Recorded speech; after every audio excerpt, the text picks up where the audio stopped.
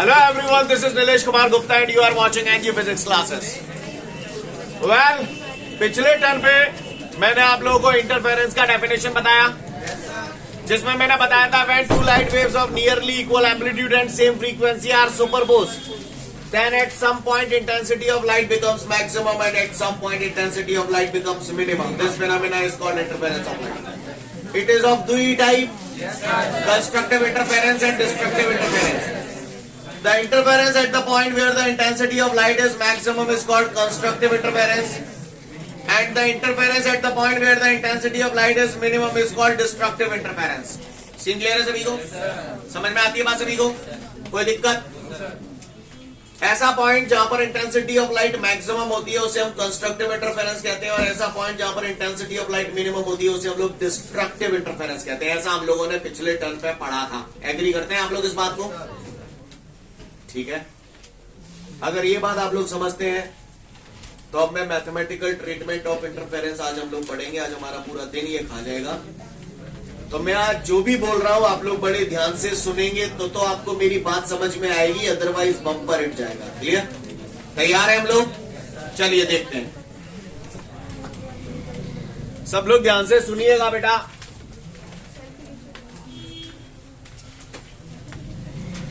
इससे पहले कि मैं आगे बढ़ूं, मुझे कुछ छोटी छोटी बातें बता दें. ये मैंने जो लिखा है बोर्ड पे, ये कैसे नंबर है?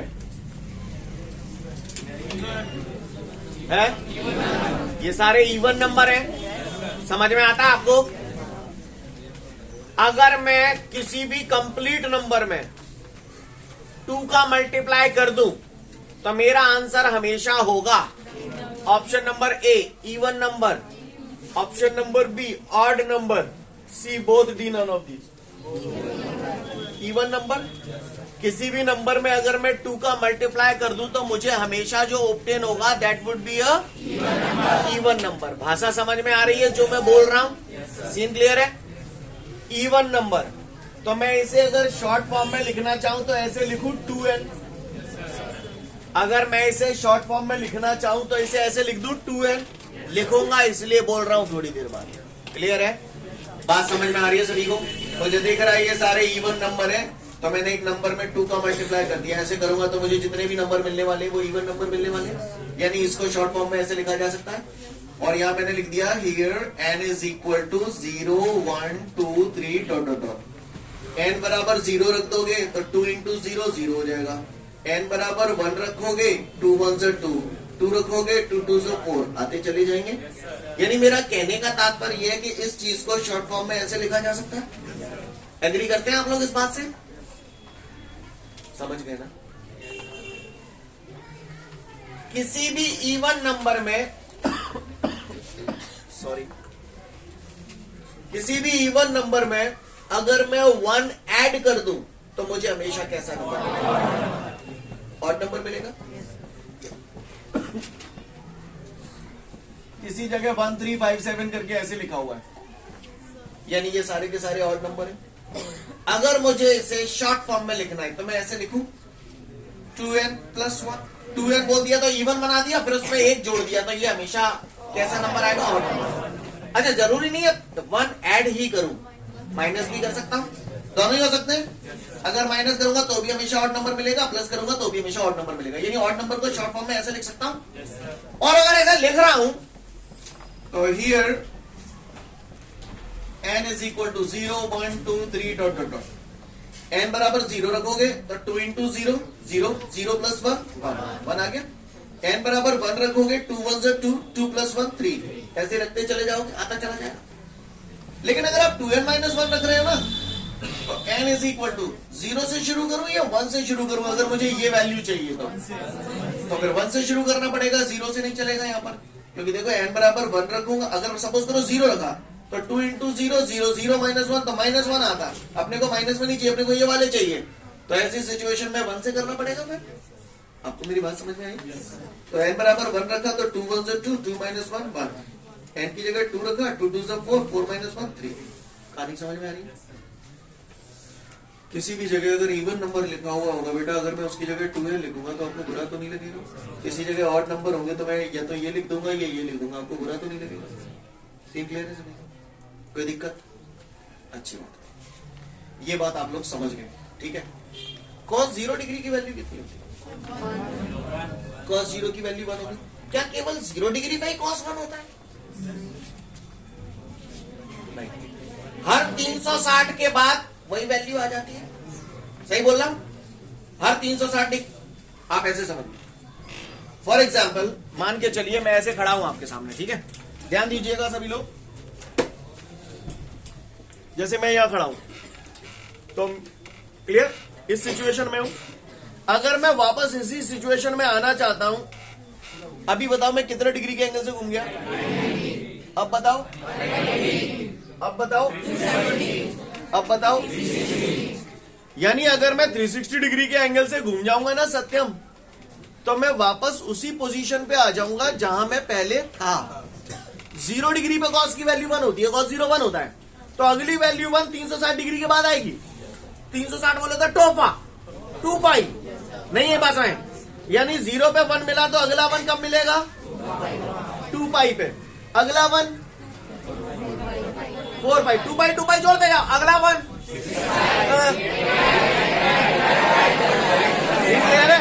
नहीं है मेरी बात में, तो समझ गए? cos 0 1 होता है तो अगला 1 हमें मिलेगा 2 पाई पे, फिर 4 पाई पे, फिर 6 पाई पे, 8 पाई पे, लाइक दैट गाइस यो। और सुनिए, cos 180 कितना होता है? 180 बोले तो पाई, क्लियर। अगर cos की वैल्यू -1 चाहिए तो 180 डिग्री एंगल यानी कि पाई। अगला -1 कब मिलेगा? 3 पाई। पाई में 2 पाई और जोड़ो तो वहीं पहुंच जाएंगे। 3 पाई के बाद फिर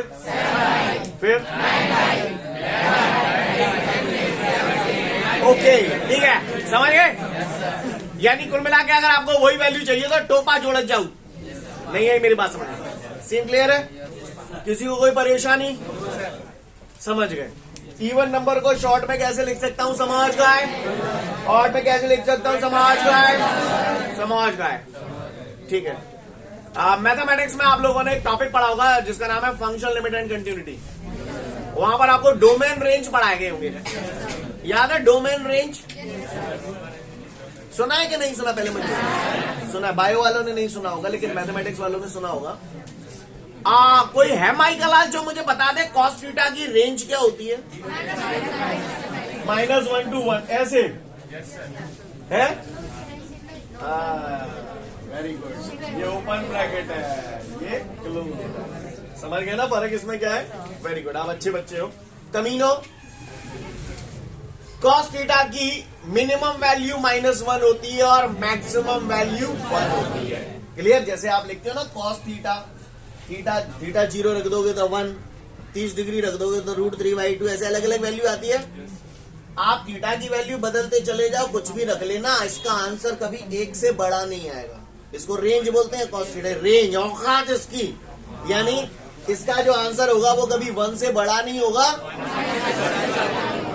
समझ गए मेरी बात को? यानी cos थीटा की मैक्सिमम वैल्यू 1 होती है और मिनिमम वैल्यू -1 होती है। जो बोला पल्ले पड़ा अभी यूज में आएगा। क्लियर? cos थीटा की मैक्सिमम वैल्यू कितनी होती है? मिनिमम वैल्यू कितनी होती है? -1। सीन क्लियर है सभी को? जो बोला पल्ले पड़ा। अगर ये बात भी आपको आगे पल्ले पड़ गई तो अच्छा, थोड़ा सा बोल लेता हूं मैं। इंटरफेरेंस की डेफिनेशन में क्या पढ़ा था हमने? 2 वेव है जिनके waves nearly equal amplitude and same frequency are superpose. जब 2 वेव सुपरपोज करती हैं तो एक तीसरी नई वेव बन जाती है, जिसमें कुछ जगहों पर इंटेंसिटी ऑफ लाइट मैक्सिमम हो जाती है, कुछ जगहों पर इंटेंसिटी ऑफ लाइट, जहां इंटेंसिटी ऑफ लाइट मैक्सिमम होती है वहां, जहां मिनिमम होती है वहां। ठीक है, अब कुछ खास बात जो आपको 11th से बताई जाती है। पता है, अच्छी बात है, नहीं पता तो यहाँ याद रखना होगा आपको, क्योंकि मैं इस फॉर्मूले को यहाँ पर इस्तेमाल करूंगा इसलिए बोल रहा हूं। क्लियर? तो तैयार है हम लोग? इंटेंसिटी ऑफ लाइट जो होती है that is directly proportional to the square of the amplitude, I proportional to A square. Clear? दूसरा एक फॉर्मूला मैं यहाँ यूज करूंगा जो 11th का एक फॉर्मूला है, phase difference phi is equal to होता है 2 pi upon lambda into path difference. Clear? Phase difference is equal to 2 pi upon lambda into path difference. ये पाथ डिफरेंस वगैरह क्या है, ये अगला टॉपिक जब मैं आपको यंग डबल स्लिट एक्सपेरिमेंट पढ़ाऊंगा तो वहां बताऊंगा पाथ डिफरेंस क्या है। क्लियर है? बात समझ में आ रही है? फिलहाल intensity of light is directly proportional to the square of the amplitude. बिल्कुल घुटाया आपको याद होना चाहिए। और phase difference phi is equal to 2 pi upon lambda into path difference. बिल्कुल टकाटक आपको याद होना चाहिए अच्छे से, क्योंकि मैं इसका इस्तेमाल करूंगा बीच में। क्लियर है? बात समझ में आ रही है आप सभी को मेरी भाषा? तो जितनी भी बातें मैंने बताई आप सभी लोगों को क्लियर है? क्लियर? यहां पर हम लोगों ने एक फॉर्मूला देखा, I proportional to A square. I यहां पर इंटेंसिटी ऑफ लाइट था, A amplitude of the wave था। क्लियर? इंटेंसिटी ऑफ लाइट हमेशा एम्पलीट्यूड ऑफ द स्क्वायर के डायरेक्टली प्रोपोर्शनल होती है, जो मैंने आपको लिखा है अभी, I proportional to A square. और दूसरा formula phi is equal to 2 pi upon lambda into delta. तो फाई यहां पर पाथ डिफरेंस है और डेल्टा यहां पर पाथ डिफरेंस है। सीन क्लियर है सभी को? ये फॉर्मूले मैंने लिखा दिए। अब मैं काम पे आता हूं। आज हमें जो क्वेश्चन पढ़ना है उसका नाम है mathematical treatment of interference. Right? Mathematical treatment of interference काफी लेंथी है एक्चुअली। तो यूजुअली एग्जाम में जो मैं कराऊंगा आपको उतना नहीं आता, कुछ एक पार्ट आता है, वो सब मैं लास्ट में बताऊंगा। पहले हम ट्रीटमेंट देख लेते हैं, फिर वो किस किस अंदाज में इसे हमसे पूछता है वो देखेंगे। हम लोग तैयार हैं? चलिए तो शुरुआत करते हैं। ठीक है? जो बोलूंगा समझ नहीं आएगा। इंटरफेरेंस में दो वेव एक दूसरे के ऊपर सुपरपोज करती हैं और उससे तीसरी वेव बन जाती है। तो उस तीसरी वेव का जो एम्पलीट्यूड आता है ना, वो एम्पलीट्यूड होता है हमारा A is equal to under root A1 square plus A2 square plus 2A1 A2 cos phi. बोलो भैया ये कहां से आ गया? ये अभी आपका लुकआउट नहीं है, लेकिन मैंने समझ गया ना ये है क्या। दो वेव के सुपरपोजिशन से जो तीसरी वेव बनेगी उसका एम्पलीट्यूड है A बराबर under root A1 square plus A2 square plus 2A1 A2 cos phi. अब ये कहां से आया? ये हमारा लुकआउट नहीं है, ये हम अभ्याल देखेंगे कि ये कहां से आया। ठीक है? अब मेरी बातें ध्यान से सुनना। जितना मैंने आपको पढ़ा लिखा दिया है, आप बड़े बढ़िया बच्चे हो, सब जानते हो। ये हमारा आ गया। अच्छा एक बात और इससे पहले कि मैं बताना भूल जाऊं, I proportional to A square अभ्याली ताजा ताजा बताइए कहीं जाए न्यो ना लिख सकत का? बोलो भैया लिख सकता हूँ कि नहीं? तो मैं ऐसा करे वो जगह जगह तो मोटेड़ा नहीं है जाता मैं। क्लियर? अब आप गौर से सुनिएगा। ये जो दो वेव्स के सुपरपोजिशन से जो तीसरी वेव बनी उसका एम्पलीट्यूड आ गया। हम वो तीनों कह रहे हो ये जो तीसरी वेव बनी है ना, बाकी इंटेंसिटी निकाल दूं तो मैंने तो पढ़ा है आई प्रोपोर्शनल टू। तो अगर मैं ऐसे लिखूंगा तो आपको बुरा तो नहीं लगेगा? अच्छा, तो आई प्रोपोर्शनल टू ए का स्क्वायर करना है तो रूट हट जाओ तो ये आ जाएगी। मैंने समझ में ही नहीं आ रहा क्या है, मेरे समझ में ही नहीं आ रहा। सीन क्लियर है? काहुए को परेशानी? अब बताइए जाए अगर न्यो लिख देंगे तो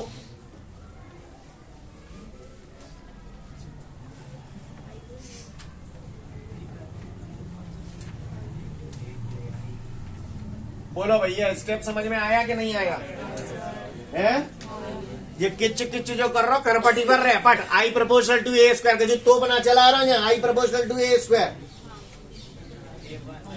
टू A1 की जगह रूट I1 A2 की जगह रूट I2। तो एक ही रूट में लिख दो, ये अलग अलग में लिख दो, को परखना पड़ना एक ही बात है। समझ गए ना? अबे वो नहीं आई पोखा। ठीक है, यहां तक सीन क्लियर है? यानी अगर एम्पलीट्यूड बढ़ता था इंटेंसिटी तो मैं निकाल ले। ठीक है, तो सोच समझ के जवाब दीजिएगा, चूतियों की तरह रिएक्ट मत करिएगा। ठीक है? फॉर कंस्ट्रक्टिव इंटरफेरेंस क्या होता है भैया? कंस्ट्रक्टिव इंटरफेरेंस जरा बोल दो एक बार। The point where the intensity of light is बस the point where the intensity of light is maximum. यानी जहां कंस्ट्रक्टिव इंटरफेरेंस होगा वहां इंटेंसिटी, और जहां इंटेंसिटी मैक्सिमम होगी वहां एम्पलीट्यूड मैक्सिमम, क्योंकि I proportional to A square होता है। तो इंटेंसिटी वही मैक्सिमम होगी जहां एम्पलीट्यूड मैक्सिमम होगा। मुझे ये एम्पलीट्यूड मैक्सिमम चाहिए, तो ये मैक्सिमम कब आएगा? जब ये मैक्सिमम हो। बोलो भैया। और ये मैक्सिमम कितना होता है? 1 हवाला ही चाहिए। ये मैक्सिमम कितना होता है? तो you mean to say for constructive interference cos phi is equal to 1। बोलो भैया। 1 कितने डिग्री पे होता है कॉस में? तो cos 0 डिग्री। कॉस पे कॉस को टक देंगे तो फाई बराबर 0 डिग्री। नहीं है मेरी बात समझ? तो फेज एंगल कितना आ गया? 0। क्या 0 पे ही 1 होता है? औरों पे भी होता है। 0 के बाद अगला 1 किस पे आएगा? 2 पाई, फिर 6 पाई, फिर शाबाश, डट डट डट डट डट, ऐसे हाथ चले जाके नहीं आई मेरी बात समझ। काहुआ को परेशानी, अगर इतने गई परेशानी ना है लल्ला तो बहुत ने देखो, पाई तो सेकंड में आ रही, तो पाई तो मैंने लिख दी 0 2 4 6 8 2n पाई, very good, clear. For constructive interference phase angle होता है 2n pi. Here n is equal to क्या लिखूं? 0 से शुरू करूं या 1 से शुरू करूं? 0 1 2 3 डट डट डट डट, ये n बराबर 0 रख दूंगा तो 2 इंटू 0 0 0 का मल्टीप्लाई पाई से करूंगा 0। n बराबर 1 रखूंगा, 2 1 2, पाई से मल्टीप्लाई करूंगा 2 पाई, 2 रखूंगा 4 पाई। नहीं आई? सीन क्लियर है? काहुआ को परेशानी हज जाओ। आपको पट्टा ने मोती जो कह दी कि फलाने जाको पाथ डिफरेंस निकालो, का निकालो? तो भैया फेज एंगल में जान गऊ तो मैंने हवाले ही ताजा ताजा पढ़ी है, फाई बराबर तो हो फाई की जगह कितने रख दूं? 2n पाई बराबर 2 pi upon lambda into path difference, 2 पा दे 2 पा, लैम्डा जालंग ले आऊंगा तो डेल्टा बराबर नहीं, यही बात समझ में, clear. For constructive interference phase angle होता है 2n पाई और delta is equal to n lambda. n की वैल्यू आप ये धर ही चुके हो, धर चुके ना, धर चुके, तो n की वैल्यू अगर जा में धरेंगे तो मैं कहा हासिल कर लेंगे? 0 धरेंगे तो 0 को गुणा लैम्डा दे करेंगे तो 0 1 lambda 2 lambda 3 lambda that that that that. नहीं मेरी बात सीन क्लियर है? किसी को कोई परेशानी? सब लोग समझ पा रहे हैं? ओके, अगर इतना ही समझ पा रहे तो फिर बात ही का आई। कल कैसा इंटरफेरेंस है? कंस्ट्रक्टिव इंटरफेरेंस में इंटेंसिटी ऑफ लाइट, और इंटेंसिटी ऑफ लाइट मैक्सिमम होगी तो एम्पलीट्यूड है ना? कहा को ये एम्पलीट्यूड मैक्सिमम चाहिए तो ऐसे लिखूं ए मैक्सिमम। ये ए मैक्सिमम तभी होगा जब ये मैक्सिमम होगा, और ये मैक्सिमम कितना होता है? 1। तो 1 रहेंगे तो कहा बच जाएगा मेरे पास? Under root a1 square plus a2 square plus 2a1 a2। नहीं आई? कॉस फाई तो 1 हो गया ना? बोलो भैया काहुआ को परेशानी? चलूं आगे? कुछ इसको देख के एहसास जगे कोई? क्या क्या एहसास जगे? a square plus b square plus 2ab, you mean to say a1 plus a2 का होल स्क्वायर, स्क्वायर से रूट कट जाएगा, क्या आ जाएगा? a maximum is equal to a1 plus a2। I hope you understand guys. Do you understand that? You better understand. आगे बढ़ जाऊं? अगर इतने ही समझ में आ रही है लाला रे कौन है मोते एम्पलीट्यूड मैक्सिमम आएगा तो इंटेंसिटी कैसी आ गई? तो intensity is directly proportional to, नहीं आई मेरी बात समझ? क्लियर है? I maximum is directly proportional, A maximum की जगह ऐसे लिख सकता हूं। नहीं आई मेरी बात समझ में? सीन क्लियर है? अच्छा जी बताइए, जो समझ में आया होगा तो मैं कत्ता लंदो पहले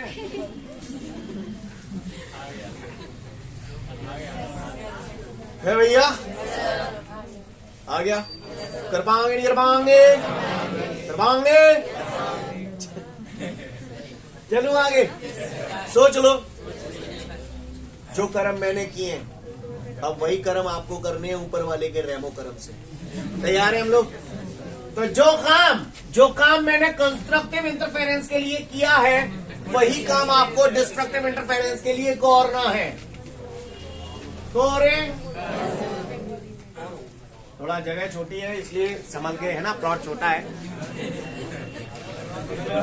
चुप। फॉर डिस्ट्रक्टिव, समझ जाओगे ना? Destructive, for destructive interference, right guys? For destructive interference, right? क्या होता क्या है कम वक्त ये destructive interference? Where the intensity of light is minimum. और जहां इंटेंसिटी ऑफ लाइट मिनिमम होगी ना, तब एम्पलीट्यूड मिनिमम चाहिए, तो जी कितने होना चाहिए? यू मीन टू से ऐसे? अब जो भी करना है आप नहीं करना है। cos -1 की जगह क्या लिख दो? cos पाई, cos 180 -1 होता है, पाई 180 होता है, होता नहीं होता? cos के cos को टक देंगे तो पाई बराबर पाई। अगला -1 कितने पे आओ? 3 पाई, 5 पाई, 7 पाई, 9 पाई, क्लियर है? समझ गए? हाई बराबर पाई तो सेकंड में आ रहा था, पाई तो मैंने दे दे ब्रैकेट में कहा दो है। हाँ, ये तो मैं 2n+1 रख दूं, या मैं 2n-1 रख दूं, जो मेरी इच्छा होगी मैं वो करूंगा। तो फिलहाल मैंने यहाँ लिखा 2n-1। सीन क्लियर है? आप प्लस भी अरे लिख सकते हो यार, तुम्हारी इच्छा है, मैं 2 लिख दूंगा। सीन क्लियर है ना? तो पाई बराबर हो गया 2n-1 पाई। आप चाहते तो 2n+1 पाई भी लिख सकते थे, राइट? उसी के accordingly here n is equal to, you tell me, 0 ते लाऊं या भनते लाऊं? कंते 1 2 3 डॉट। सीन क्लियर है? ऑनलाइन वालों आप लोग देख पा रहे हो प्रॉपर बोर्ड पे जो मैं लिख रहा हूँ? ठीक है, शाबाश। n बराबर 1 रखा, 2 1 2, 2 -1 1 का मल्टीप्लाई पाई से किया 1 पाई।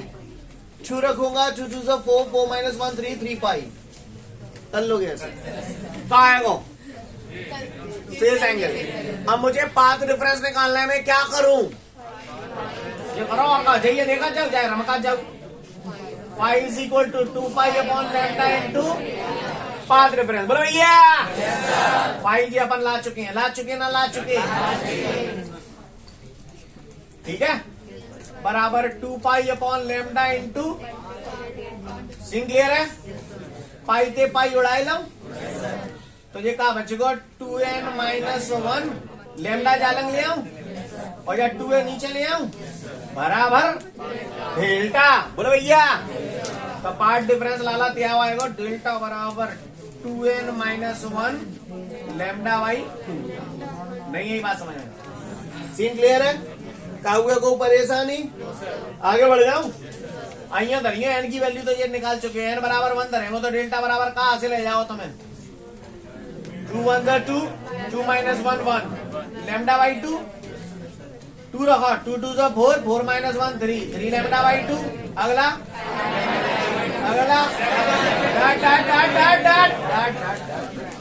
डेल्टा आ गया। कौन आ गया? हाँ, कौन आ गया? ये डेल्टा कौन है? सीन क्लियर है? यहाँ तक चलिए, आगे बढ़ रहा हूँ, गौर से देखिएगा। फेज डिफरेंस आ गया, पाथ डिफरेंस आ गया। डिस्ट्रक्टिव इंटरफेरेंस पढ़ रहे हैं तो यहाँ पर इंटेंसिटी ऑफ लाइट कैसी होगी?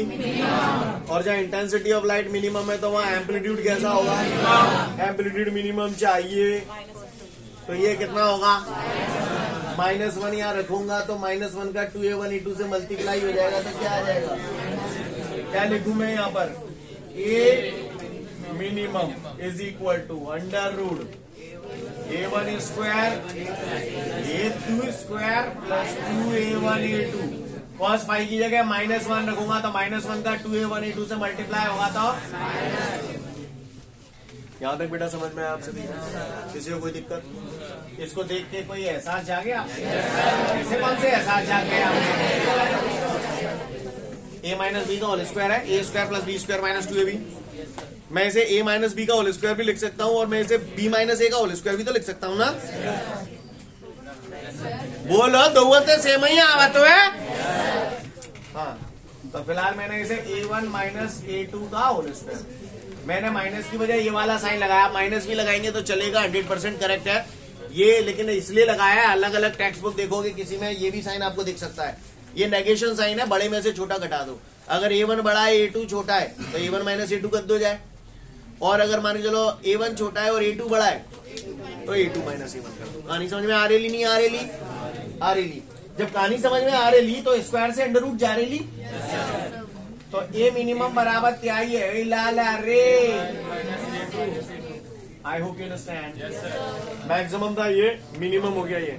किसी पट्टे ने मुझसे यूं कह दिया कि फलाने मिनिमम इंटेंसिटी कितनी होगी, मिनिमम इंटेंसिटी, तो I minimum is proportional to A minimum का स्क्वायर। बोलो भैया, तो आई मिनिमम ए मिनिमम की जगह क्या रखता हूं, A1 माइनस A2 का होल स्क्वायर। बोलो भैया, आगे बढ़ू। अगर यहां तक बात समझ में आ गई तो I minimum is proportional to A1 की जगह रूट I1, A2 की जगह। सीन क्लियर है? ऐसे कर पाएंगे नहीं पाएंगे, कर पाएंगे। तो लिसन, वैसे मैंने कहा जो करो ना, ने क्लियर है, समझ में आ गई आपको कहानी? ऐसा लग रहा फोटो कॉपी है जो, तो है नहीं है बात समझ में। तो अब रियल चीज पे आते हैं। ये तो आपको सब समझ में आ ही गया होगा, मुद्दा तो ये है, ये तू बता दो तो मुद्दा तो ये कि जी कहां आओ, काय को ट्रीटमेंट कर रहे हो तुम, काय को ट्रीटमेंट कर रहे हो, मैथमेटिकल ट्रीटमेंट कर रहे हैं इंटरफेरेंस को, है ना। लिसन एवरीवन, ध्यान से देखिएगा सभी लोग ऑन द बोर्ड। इससे पहले कि आगे बढ़ूं, पता नहीं मैं शायद आपको बता नहीं पाया अभी, इतना समझ में आया ना, थोड़ा सा आउट ऑफ ट्रैक जा रहा हूं, इधर सुनिएगा। आपको याद है आप अल्टरनेटिंग करंट वगैरह ताजा ताजा पढ़ के आए हो, कैसे ग्राफ बनाते थे तो इक्वेशन लिखते थे V बराबर V0 sin omega t, I बराबर I0 sin ओमेगा t।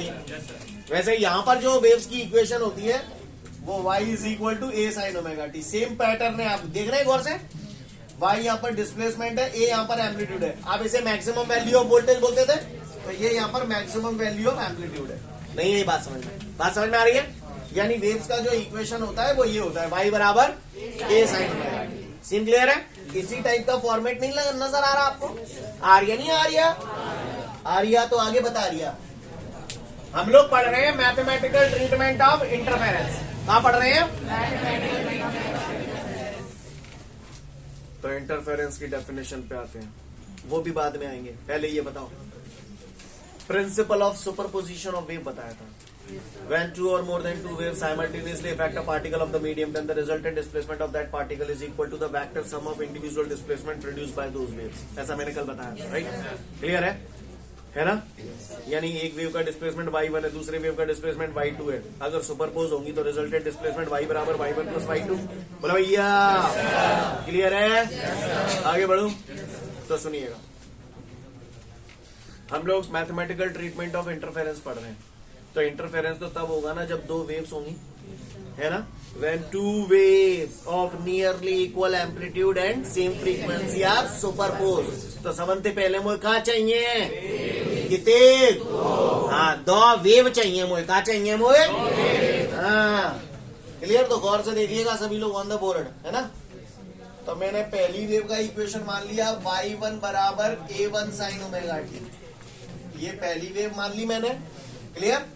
और दूसरी वेव मैंने मान ली y2 बराबर A2 sin omega t plus five. ये दो अलग अलग वेव मैंने कंसीडर कर ली। अब इन दोनों वेव्स को क्या कराना है? सुपरपोज कराना है। क्या कराना है? सुपरपोज कराना है। तो by the principle of superposition of wave, by the principle of superposition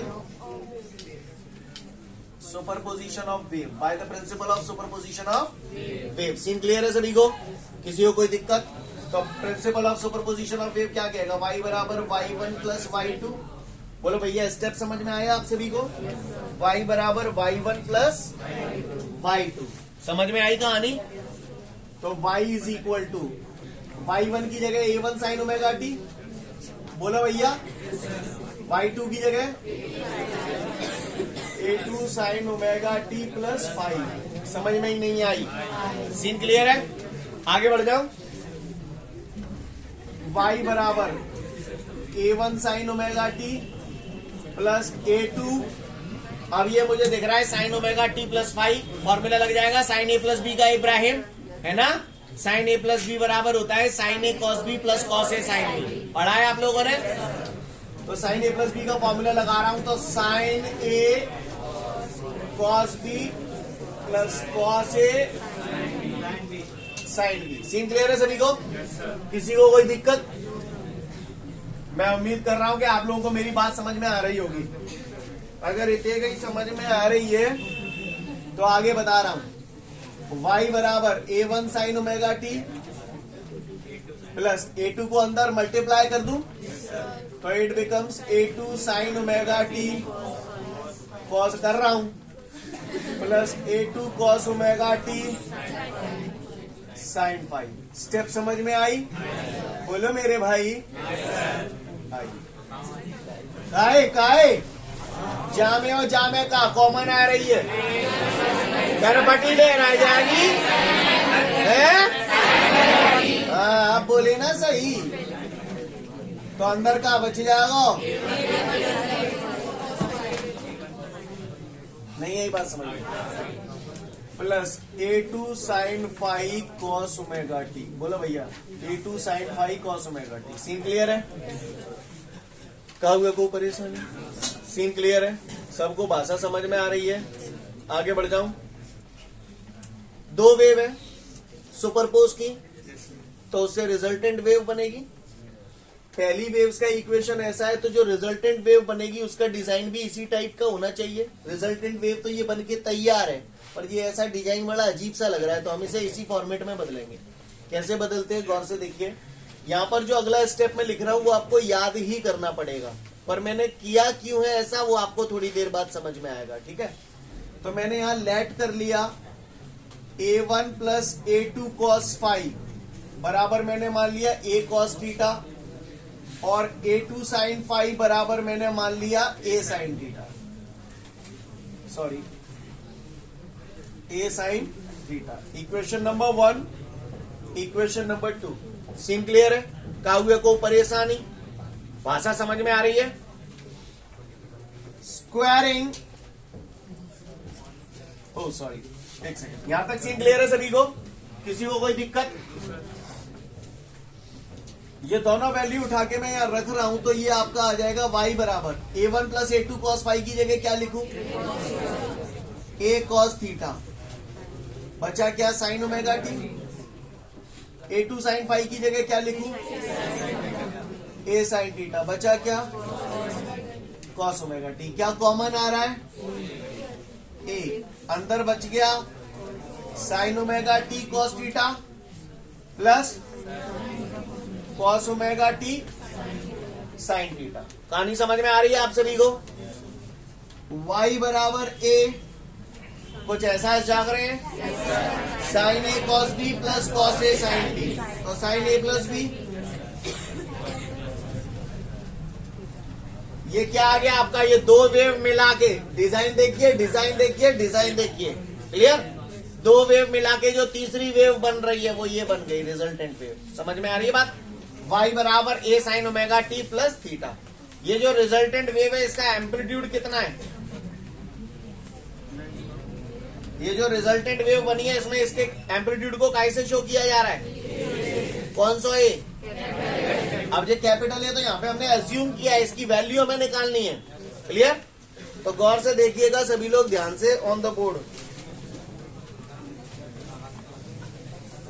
bye squaring, चुप आइए please. By squaring and adding equation 1 and 2। Equation 1 और 2 का मैं स्क्वायरिंग करूंगा और ऐड करूंगा। क्लियर है? भाषा समझ में आ रही है सभी को? चलो भैया स्क्वायरिंग और एडिंग करते हैं। पहले ये काम LHS के साथ करेंगे और फिर RHS। तो भैया पहले LHS, तो a1 plus a2 cos phi squaring हो गई।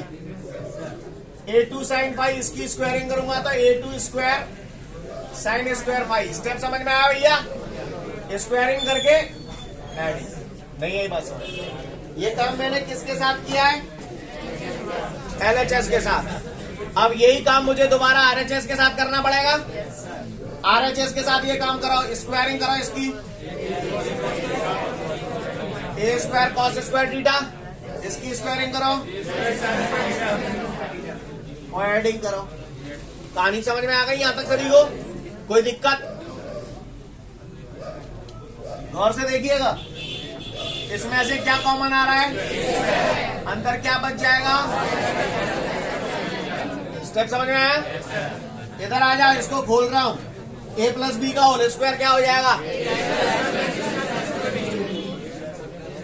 a square plus B square plus 2 a की जगह a1 और b की जगह समझ में आई? Plus a2 square sine square 5। Step समझ में आई? आगे बढ़ जाऊं भाई? आए a1 स्क्वायर बोला भैया, जामे और जामे का कॉमन आ रहा है तो a2 स्क्वायर कॉमन आ गई तो अंदर का बच जाएगी? सही जा रहा हूं? प्लस 2a1 a2 बराबर a square sine square theta plus cos square theta 1 लिखूं? कौन लिख देता मामा का उतना लिख रहा हो तो sign square 5 plus cos square 5 कितना होगा? तो ये हो गया हमारा a1 square plus a2 square बराबर, इस पे से स्क्वायर हटाऊंगा तो यहाँ क्या आ जाएगा? रूट आ जाएगा। तो a बराबर आपका हो जाएगा under root a1 square plus a2 square plus 2a1 a2 cos 5। नहीं आई बात? समझ में आ रही है सभी को? क्यों भाई स्क्वायर हटा के यही कर दो इसको और a बराबर त्याई है लाला रे under root a1 square plus 2a1 a2 cos 5। कहानी समझ में आई? समझ में आ रही है बात सभी को?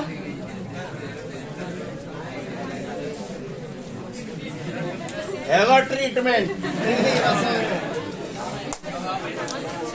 Listen everyone, listen. समय हमारे पास कम है। 2 minute, hardly 2 minutes we are having. Listen everyone, समझ गए? अब पढ़ना तो घर पे जाके। लिसन, इस पे क्या क्या क्वेश्चन बन सकते हैं, कितना एग्जाम में आता है, इतना पूरा भर भर के नहीं आएगा एग्जाम में।